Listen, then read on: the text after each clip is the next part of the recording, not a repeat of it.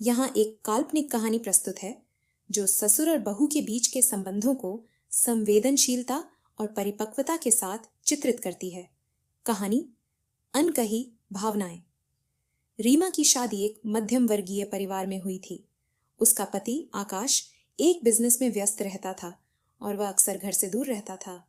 रीमा का परिवार बहुत प्यार करने वाला था, खासकर उसके ससुर रमेश बाबू। रमेश बाबू एक दयालु और समझदार व्यक्ति थे। उन्होंने हमेशा रीमा को अपनी बेटी की तरह माना और उसका बहुत ख्याल रखा। रीमा भी उन्हें अपने पिता के समान सम्मान देती थी।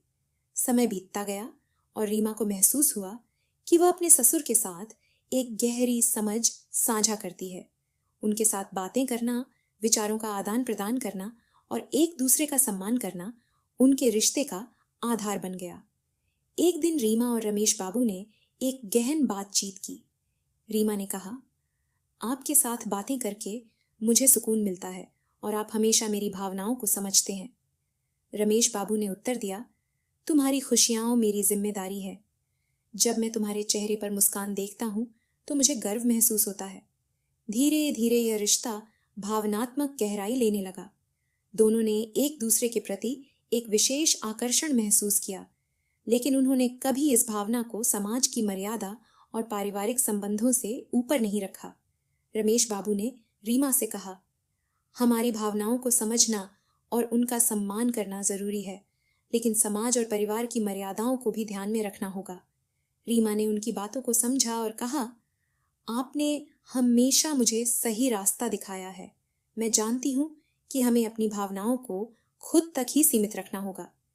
इस कहानी का अंत यह दर्शाता है कि सच्चे प्यार का मतलब हमेशा शारीरिक या रोमांटिक नहीं होता, बल्कि यह एक दूसरे की भावनाओं और जीवन मूल्यों का सम्मान करने में होता है।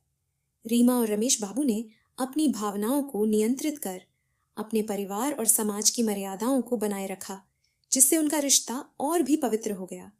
यह कहानी हमें सिखाती है कि प्यार के कई रूप होते हैं और कभी-कभी सच्चा प्यार त्याग और मर्यादा में ही निहित होता है। ऐसी ही दिलचस्प और रोमांचक कहानियां सुनने के लिए हमारे चैनल को सब्सक्राइब करें और हर नई कहानी की नोटिफिकेशन पाएं।